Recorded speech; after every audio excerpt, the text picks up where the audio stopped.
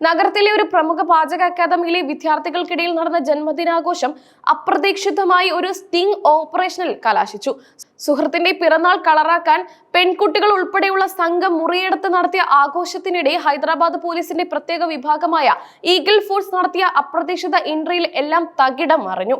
ആഘോഷത്തിനിടെ കഞ്ചാവ് ഉപയോഗിച്ചെന്ന് കണ്ടെത്തിയതിനെ തുടർന്ന് കലിനറി അക്കാദമി ഓഫ് ഇന്ത്യയിലെ 6 വിദ്യാർത്ഥികളെ പോലീസ് അറസ്റ്റ് ചെയ്തു. കലിനറി അക്കാദമി ഓഫ് ഇന്ത്യയിലെ അവസാന വർഷ കാറ്ററിംഗ് ടെക്നോളജി ബിരുദ വിദ്യാർത്ഥികളാണ് പിടിയിലായവർ.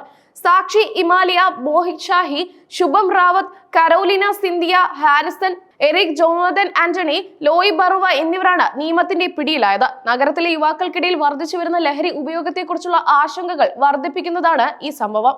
ജന്മദിനാഘോഷം നടന്നിരുന്ന സ്ഥലത്ത് ഈഗിൾ ഫോഴ്സ് നടത്തിയ റെയ്ഡ് പോലീസിന്റെ ഭാഗത്തു നിന്നുള്ള അതീവ രഹസ്യ സ്വഭാവമുള്ള നീക്കമായിരുന്നു. ഒരു സാധാരണ പിറന്നാൾ പാർട്ടിയെ തുടങ്ങിയ ഈ ഒത്തുചേരൽ വിദ്യാർത്ഥികളുടെ ഭാവിയെ ചോദ്യം ചെയ്യുന്ന ഗുരുതരമായ ഒരു നിയമ പ്രശ്നമായി മാറുമെന്ന് ആരും കരുതിയിരുന്നില്ല.